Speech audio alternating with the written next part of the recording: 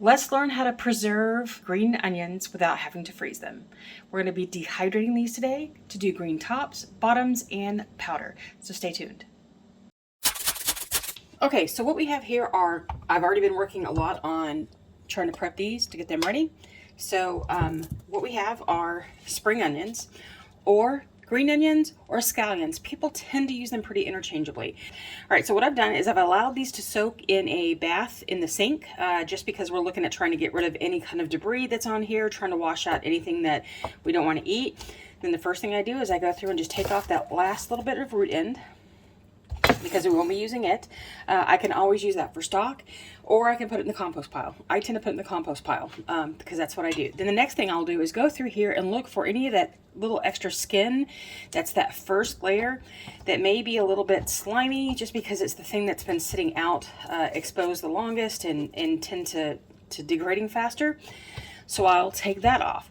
Then what I do is I look at all of these and I'm going to cut them in two different sections because a green onion, a scallion, a spring onion, they have two different major sections. You've got this solid section here that's more onion flavor. It's the deeper onion flavor. Then you have the little bits at the end that are fresher, and while they do have a milder onion flavor, they tend to be used fresh, but we're going to dehydrate all of it. But I separate them out because I have two different uses for them. So what I end up doing, I'm going to do this one separately, these two separately because they're the bigger ones, is I will just go through here and start cutting these down. And as soon as I hit that spot,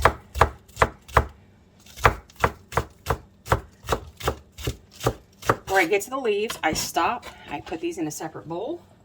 I can spend a little time if I wanted to going through here and just kind of separating these out, but I just don't. I don't think it's necessary. All right, so then now we have our, I'm going to take one more off of that. So now that we have our green end that has a milder onion flavor, and I'm going to use this separately and just cut those down as well. Now you can take a pair of scissors and cut them as much as you can, just as much as you would with a knife. It works this way too. This tends to be how we do it when we're prepping for a meal, is I'll just take some scissors and cut them down. And these will go in this separate bin because they will be dehydrated on different trays since we just store them all differently. And I'll do one more.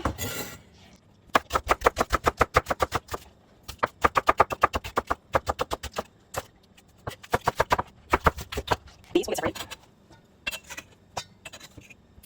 And I tend to use this firmer, denser end of a spring onion, of a scallion, of a green onion, however you want to call it. I use this in place of onions in recipes. So if it calls for onions, I will often use these instead because they have the same characteristics. They're just not quite as pungent and work a little better.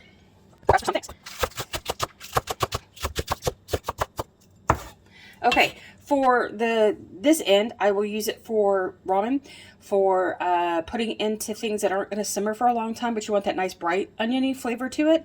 I would not use dehydrated green onions for topping onto something like a taco because it's going to be chewier. It's not going to be quite fresh and crisp, but I use it all the time in cooking when I don't want that bold onion flavor, but I do want the brighter flavor.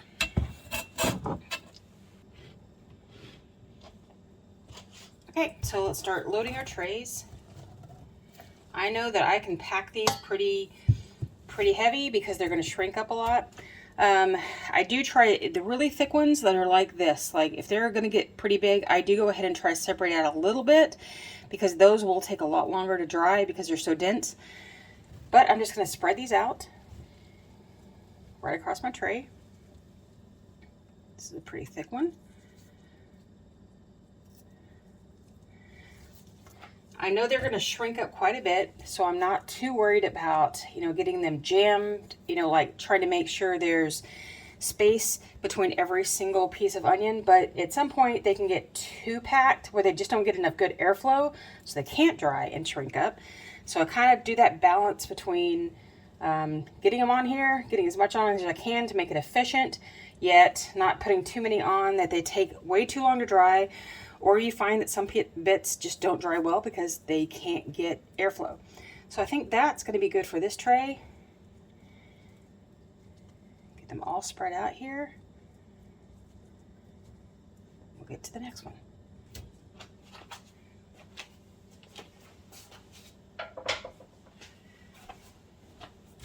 And because I don't do yields, because I don't worry about yield in the same fashion, you know, I just dry a bunch of stuff and get it done.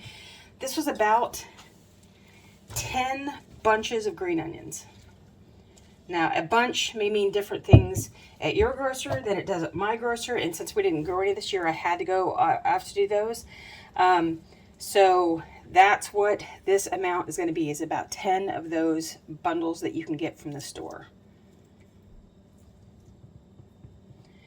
And I'm seeing through some of these, I didn't get quite a good enough cut down through, so I'll just separate them as I can, but I'm not too worried about it.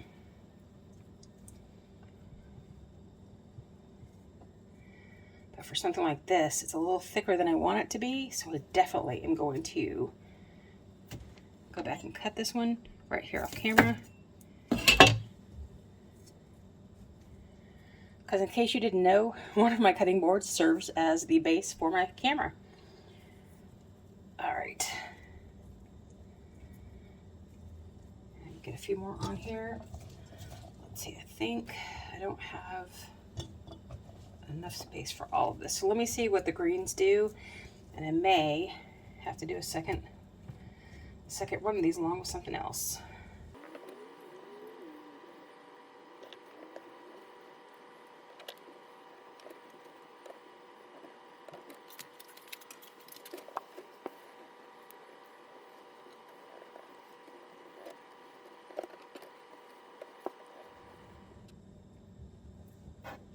Okay, these are going to shrink up a lot, so I'm not going to be too worried about getting them pieced out. And if I find that as they start to dry, I can go through here and just spread them out a little bit, because that is something that's just easy to do. If you find that maybe you got too many on there, just go through and kind of shake them up during the drying process. All right, so for this last tray, I'm going to go ahead and just mix them, because it doesn't really matter. You can use these however you like. We tend to separate them out for, you know, for heartier dishes, less hearty dishes. That's kind of how we use them. But if you mix them, it really doesn't matter. It's whatever your preference is. But what I will do is just kind of separate them here on the tray to make it a little easier afterwards, that if I do want to keep them separate, it's easy to do.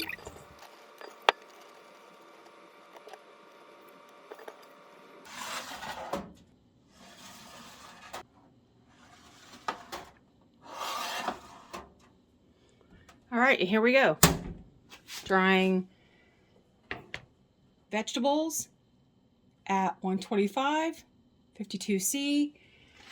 Turn on my machine.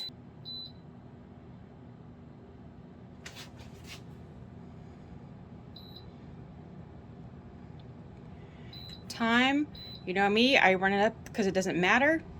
We're gonna get to drying. Okay, I'm gonna show you what they look like when they're done. Crispy tops, crispy whites.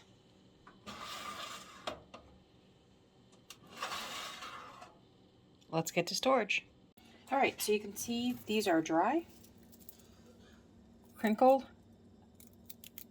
fall apart, break apart easily, okay? I hope you can see that. They are truly dry, we crush, okay? So now what we're going to do is go ahead and get these ready to condition. And I'm going to apologize if you're hearing some coughing in the background. One of our sons has a massive allergy attack happening right now, and so the coughing is happening, and can't do much about it. But I got to finish this video. So here we go. All right, I am going to lay down a sheet of a fruit leather sheet to make collecting all this a little easier. Let me go check on him. And just so you can see, here are the tops a little better, all ready to go. Remember, never test your food until it's cooled off, because if it's warm, all of the sugars are still active, the fibers are still active. Active isn't the word, but that's the word I like to use. So you always want to make sure it's cooled before you do anything else with it. All right, so we're going to start dumping these here.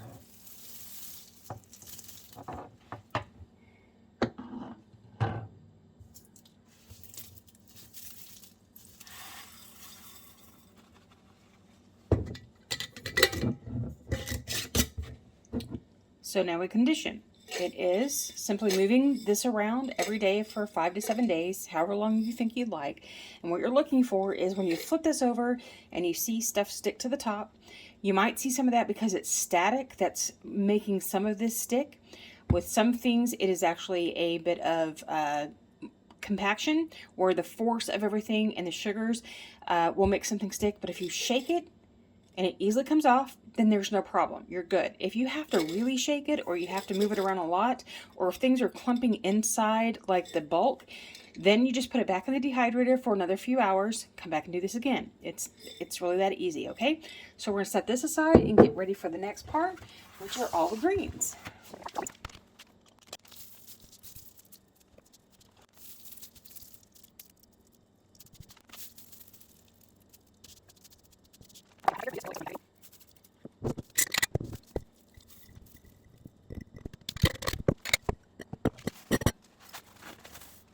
All right, onion powder, green onion powder, I should say, is a little less intense and a little brighter than regular onion powder.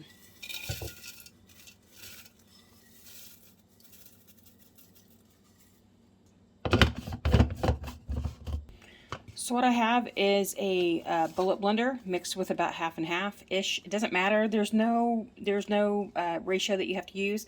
I'm just opting for this. I don't want to make an entire big batch of it because onion powder, like garlic powder and some other ones, can clump fairly easily. So we only like to do as much as we're going to use for the next month or so, and then repowder as needed, because we just don't want to have to deal with the clumping issues. But if you do find that you have clumping with powders, I'm going to leave a link down in the description box below. You'll have to open it on your mobile phone with the little arrow next to the video down here at the bottom, probably, that will open that up and then give you the link, or it's going to be in the first comment, how to deal with clumping. So here we go. What we do with a bullet blender when we're trying to do this, we do not press down and just hold it and let it grind. We pulse it and pulse it and pulse it and pulse it and let it get down to a certain point, then you grind into a powder. What you don't want to do is introduce a ton of heat to this, which is going to make it clump. You want to let it work without overworking. Okay, so here we go. This is going to be loud.